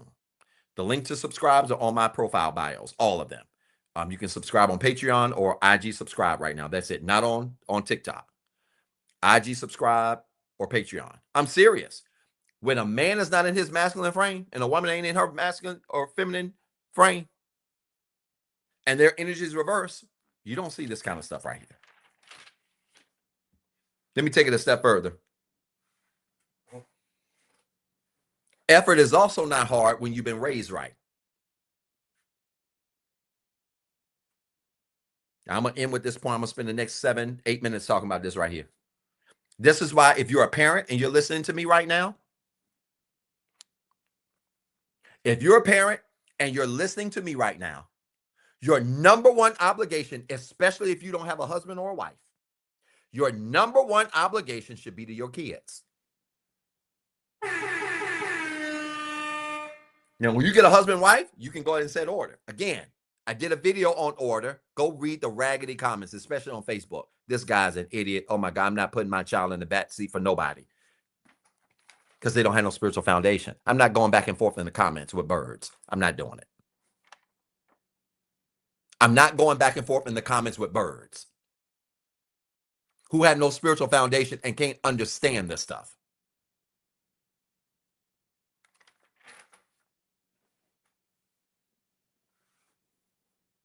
But listen to me. When you raise right, it's easy to understand effort. Effort is not hard for some of us because we were raised right. Let me give you an example. Doc, I don't have what they have. I don't know if I qualify. Well, there's a number of things going for your favor right now. Number one, in order for hypergamy to be established, what's hypergamy? Hypergamy is the real idea. By the way, if you don't have the book, Men Are From Mars, Women Are From Venus, get it right away. Get it right away. Men are from Mars, women are from Venus. Get it right away. But let me tell you this. Hypergamy can only be established. Hypergamy is the idea that a woman wants to be connected to a man that she looks up to, that she aspires to be like, who pushes her, who motivates her. Because if not, if she's looking down on him, it's her son. It's Opie Jr. You might as well put a bib around him, put him on your knee and start patting his back so he can burp. Oh my God. Women want hypergamy, a man that is when she looks in his eyes. You ever seen the look of a woman who really admires you? It will melt you, men. Where are the men at? Have you ever had a woman who sees you and it feels like she's looking through you because she admires you that hard? Man, it'll wear you out. Why? Because you can see in her eyes that hypergamy has been established. That when she sees you as somebody who inspires her, who motivates her, who challenges her. So when hypergamy is established, then you recognize that with that comes a certain expectation when it comes to effort. Now, you don't have to bring to the table necessarily tit for tat what the other person brings to the table, but you don't need to show up to the table empty-handed. And this is how I know some of y'all weren't raised. Let me give you some examples. We talked about this Monday. And I told them, I just said, don't come empty-handed. Look, if you're going to be in a relationship or even a friendship with somebody, because some of y'all do this in friendships. In the friendship circles you're in, when y'all go out to brunch, it's the same two people that always pay the tab. It's the same two people that always got to come up with the place to go. It's the same two people that's always got to plan it. It's the same two people that's always got to ask, do y'all want to go out? Friendship, this stuff applies to friendship circles too.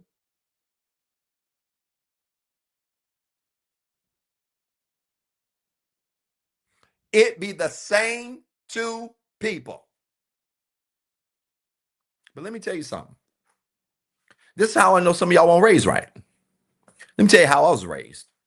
If you went into somebody's house and you were invited into somebody's house, and let's say they had a party. They had a party and you were invited into their house.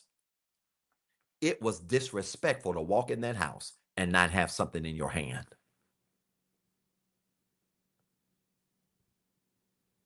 I know some of y'all ain't got no home training. I didn't seen some of your Galentine's photos. Some of your Galentine's reels. You walked up into that you gonna walk into that Galentine's day party tonight empty-handed and eat all the food at the place where you at because you ain't been raised right. And effort is hard for people who ain't got no home training. Which is why, if you a parent, raise your kids.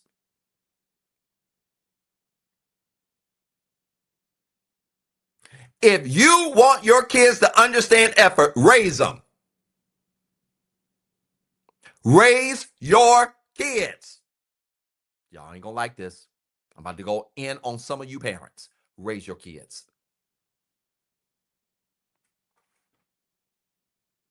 My kids, I think I have the sweetest children in the world. I have to make no mistake about it. My son is one of the sweetest kids I've ever been around. My daughter is too. But one thing about Giselle will absolutely try to have her way. And because my son loves Giselle so much, my son might let her have her way. And then I have to say to Giselle, no, Giselle, the last 3 times we went out to eat, your brother has deferred to you. And he would defer a 4th time. But we not going to let him defer. This time you're going to say, 4, I don't want to choose the restaurant because I've chosen the last 3 times. You're going to choose. You know what that is? That's teaching her how to give effort. But y'all ain't raising y'all kids. I tell you what y'all do, though. Especially you young parents and you young grandmas. You young parents and grandmas are not only not raising your kids, you party and club with your kids. Now I'm about to get in trouble. I'm going to go and just do this part right here, and I'm going to just get on and get off the live. Some of you young parents and grandmas actually go to the club with your kids. Insanity. Diabolical. It is. I don't care who you are. It's diabolical to go to the club with your mama.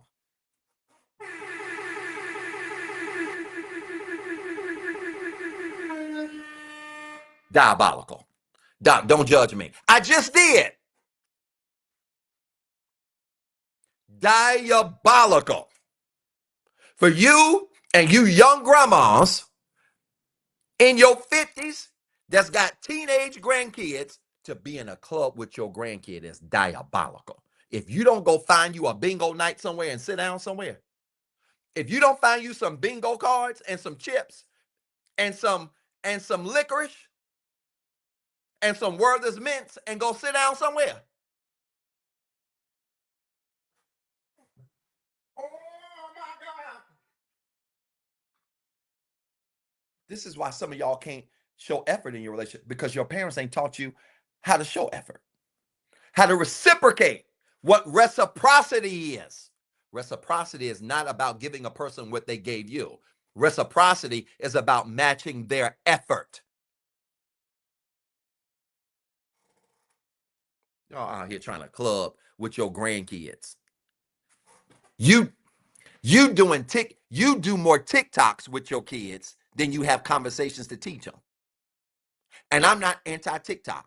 I do TikToks with my kids, but I would be one of the biggest hypocrites that live if I screamed at y'all about raising your kids and being healed and setting priorities and I don't raise mine. Let me tell you about Doc. I can't speak for nobody else that's ever died. I can't speak for nobody else that's been in this space that y'all know that has faded off into oblivion and done all this crazy stuff. Doc lived this stuff. You don't have to worry about Doc dying. Oh my, Doc had a secret family in China and had secret babies in London and was doing, no, not me. And and his kids hated him, not me.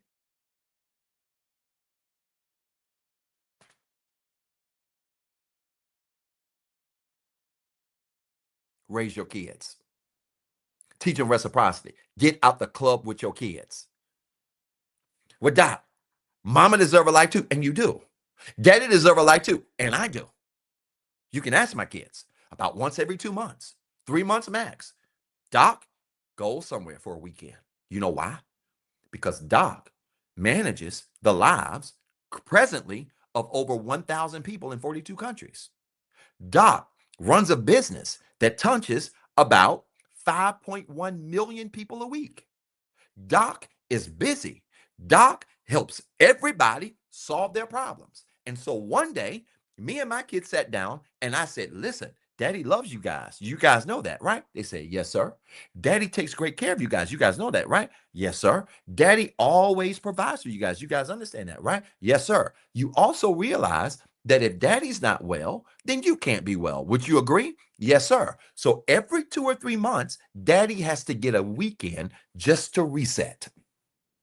Not every weekend, not every other weekend, every 2 to 3 months. He needs some time to reset. Why? Because it teaches them how to give me the same effort that I give them. You know what some of y'all do? Some of you leave your kids. Instead of you talking to your kids, in order for you to have a life, you will leave your kids with your creepy uncles and your creepy brothers. Uh-oh. Huh. Uh-oh. Just so you can get out the house and go to the fest and the festival, you leave them with your brothers, you leave them with your sisters, and then wonder why 10 years later.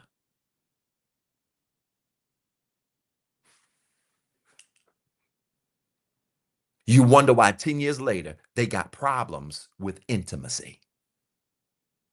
I see it almost every day in my work. Stop dropping your kids off with folks. If you don't have proper coverage of your kids, then I guess you won't be going nowhere. And Doc is still talking about effort. Yes, y'all do. Some of y'all talk, Doc, not me. Yes, some of y'all do. And listen, we all got a village of tribe. I am so grateful for the children's mom. Shout out to her.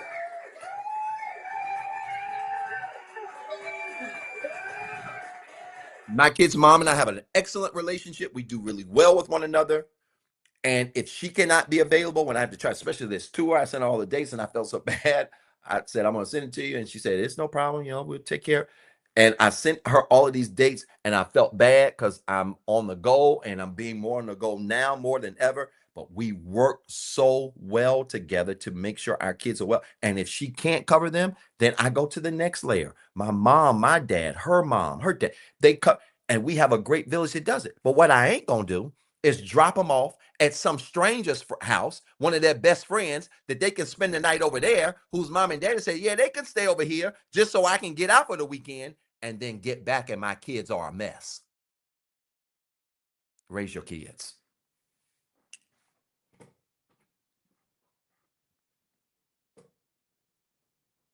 Raise your kids and teach them reciprocity.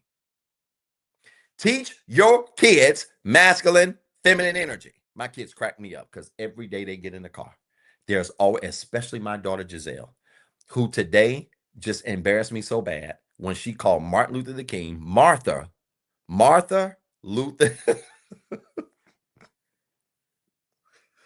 Giselle called Martin Luther King Martha Luther King, and I almost wrecked my car. My son and me and my son were in that car in tears. And I said, I've truly failed as a parent that in Black History Month, you don't know this man's name. Y'all stop dropping your kids off places. Well, Doc, what if I got to go to work? Take them with you. What if I can't bring them? Then look like you might need to be finding another job. Doc don't have no sympathy when it comes to bad parenting. You can be a bad husband. I can find some sympathy for you. Maybe you won't raise right. You can be a bad boyfriend, girlfriend. I can have some sympathy for you. Maybe you won't raise right. You can be a bad wife. I can have some sympathy for you. Maybe you won't raise right. You could be a bad employee. You might be a bad brother or a bad sister. But if you was conscious enough to smash somebody and make a baby, there is no excuse to be a bad parent.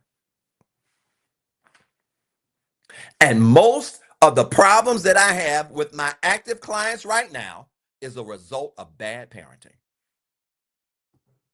Oh my God. That their mom and daddy didn't raise them well and create all these wounds. And here they are with all this trauma that has become evident in their life. Raise your kids. I know what it's like to take your kids to work. My kids were so glad when I started my business. What has it been? It's been, oh my God, what's this? 25, 4, 3, was it 2022? I don't know. I've been doing this. Feel like it's been 50 years. I've been doing this full time since 2023 or 22, one of them. And I remember telling my kids that I was doing this full time. Boy, they were so excited. Daddy, you mean to tell me we don't have to go back and sit in your office and sit in your office while you on a call, or you go next door and you do a group session with students, or you have to do a workshop, and we don't have to sit in the back and do our homework while you do? Yep. You get to come home every day and you don't have to do none of that. Daddy's going to be working from home. Because they know what it's like to be laying in my office floor doing their homework after school, because I had to leave work, go get them, and was gracious enough to have bosses that allowed me to do it. Leave work, go get my kids, come back to work. My kids be sprawled out on the floor doing their work while I'm in there running programs. And you mean to tell me you got excuses for being a bad dad? You got excuses for being a bad mama? I don't want to hear it. There is never excuse for being a poor parent. And you know what's worse than that? I'm gonna say this, and I'm gonna go on and just hang up. Y'all supporting the show? Because if you not, if at least 40 of you have not supported this show, I'm telling you, I'm taking this down. You know why? I'm talking about spiritual principles. Most people that see the replay can't handle it. No way. Y'all support the show. You know what makes this worse? What makes this worse is that some of you men and women will have the audacity to date bad parents. Oh my God. I'm with you, Nick. My kids knew my coworker schedule because I was managing in most of the spaces that I was working in. That they came, I was the manager. I was the department head, so they knew all my coworkers. My coworkers knew them. They would bring them food. They would bring them treats. Giselle and Ford coming today. They would help me with my workshops. People on campuses knew them. It was a regular thing. Was it hard? Yeah. Did it tax me out? Yeah. I hated that they couldn't go home, but I wasn't going to leave them home by themselves at 8 and 9, like some of y'all do, who leave your kids home at 8 and 9 for hours and then wonder why you are grandma at the age of 35. Oh my God. And wonder why you are grandma at the age of 30. That's why.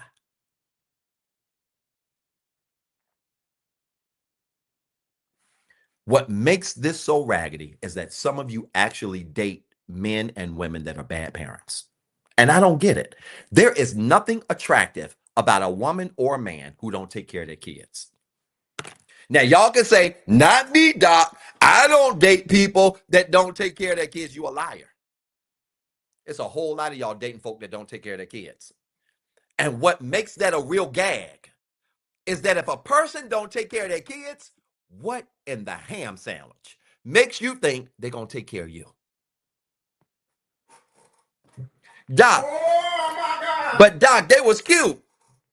Oh my God. But Doc, they was pretty. Oh my God. But Doc, they got money. Oh my God. But Doc, they know how to do the thing. Oh my God.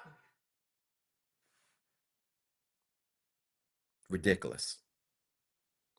Ridiculous. It's diabolical for you to date somebody that don't take care of their kids. Diabolical. You are the slum of slums to date a man or woman who don't take care of their kids. I mean, you're at the bottom of the totem pole to date a woman that don't take that or a man that don't take care of their kids.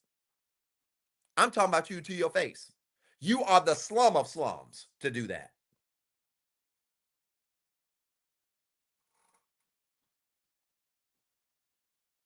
You are a complete shame and disgrace.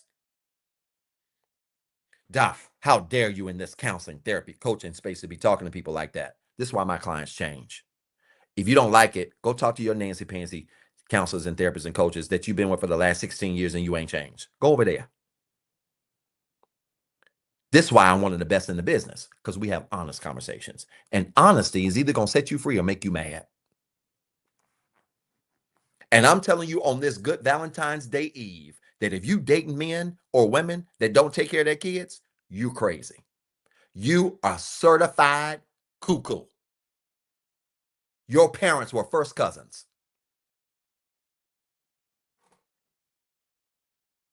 I meant what I said. Ain't nothing wrong with dating people with kids. Don't let this toxic, masculine, feminine energy dating content creator crowd fool y'all. To let you women or men think that because you have kids, that your value has shrunk. I beg to differ. If you are a woman or a man that has proven to be able to take care of your responsibilities, especially your kids, it is a good chance you might be a great candidate to take care of mine and to take care of me.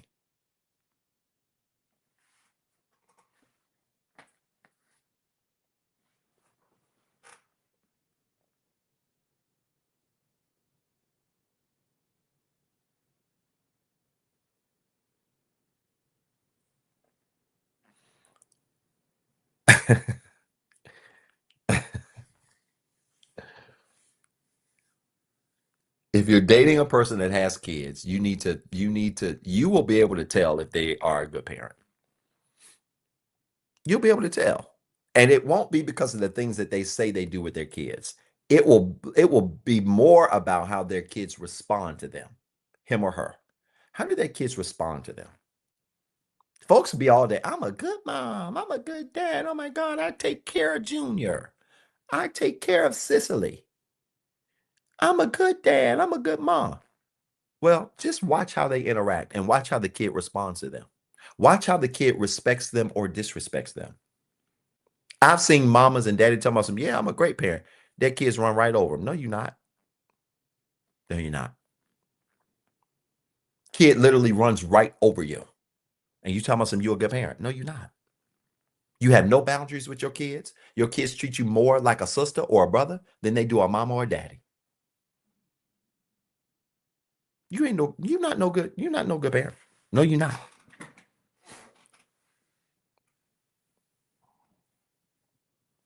So pay attention to that. All right, I'm done. I didn't rant it and raved on forever tonight. I didn't went off. I don't care. We talk about effort, and that's that. Listen, real quick. My books are closed for new clients. I can't take anybody. If I add anybody, you're gonna have to wait until about April. March is, April is. If you want to be on a client list, you have to wait till that time. But I have my newest course called Spring Cleaning and Healing. It's out. The link is in the bio. If you took my course at the beginning of the year, you have a promo code. Don't put it in the comments or you're going to give it to thousands of people. But if you took my beginning of the year course, you have a promo code. Use your promo code. I'm not going to have a 100-person course. This course is going to be capped. Okay? Use the promo code Spring Cleaning and Healing. Last week, I released the ebook 50 times 5, which is the 250 questions to measure whether or not you have a healthy relationship. Y'all answer these dating relationship questions. The ebook is out. Check out the link in my bio. You can get it. Value system is still going. 5 areas of healing is still going. I've got about 19 orders I've got to replenish that were lost, that were sent out in November. I've never had the Postal Service lose 19 orders at once. They can't even explain it. It's going to be a loss that I have to swallow, so we're going to get that taken care of. and work on that tomorrow and this weekend as well to get those reimbursed and resent out. Not reimbursed, but resent out. So I got that going on. Phoenix, Arizona. I'm going to be in Phoenix, Arizona, March the 8th. If you are near Phoenix, Arizona, or you want to catch a flight, book your tickets, get a ticket. I need Arizona to show up. I need Phoenix, Arizona to show up. Okay? March the 8th. I need you to show up. If you want to volunteer, shoot me an email at info@zebthethird.com so I can connect you with my site coordinator for Phoenix, Miss Shahira Boyd, who does a wonderful job. She's working on some great things out there. But I need to get Phoenix. I need y'all in Phoenix. If you're near Phoenix, I need you to tag somebody right now who is near Phoenix. I need you. I don't care if you're within 3 hours, you can get there. And if you're not, and you really want to come catch a flight, I'm flying. All right. I need you in Phoenix, Arizona, March the 8th. All right. We've got a fantastic facility there. Check out the link in my bio. If you're in Phoenix, get a ticket. And I need you to get 5 of your friends to get one. We packed out Atlanta. We need to pack out Phoenix. All right. After Phoenix, we will be coming to Houston in April. And guess where we're coming in May? To the DMV. It's going to be on in the DMV. I'm excited. It's going to be crazy. I cannot wait. All right. All right, y'all. I've talked y'all to death. I'm going to see if you supported the show. If you're looking 10 minutes, it ain't there. It's because you didn't. You see the ways to support on the show on the screen. I need y'all to support. This makes sense tonight? Type church in the comments with a whole bunch of R's if it did. Make sense? Was this helpful? First time, thank you. This is my first live. I'll be back. I want to become a client. I would love to have you as a client. I mean that sincerely. Again, my books are kind of closed right now. Sign up for my 5-week course. My 5-week course takes place every Saturday in April and the first Saturday in May. Incredible topics. I'm talking about everything from trauma to healing generational things. It's going to be great. Check out the lineup. It's on my bio. Okay. All right. I appreciate y'all. Have a good night. Peace and blessings. We'll talk soon. Be good. Y'all are so funny. Take care now. Thank you, TikTok, for showing up tonight. Appreciate y'all. TikTok, y'all really showed up tonight. I appreciate you, TikTok. Y'all showed up. The numbers haven't been this good on TikTok in a long time because I've been shadow banned. So thank y'all, TikTok. I appreciate y'all.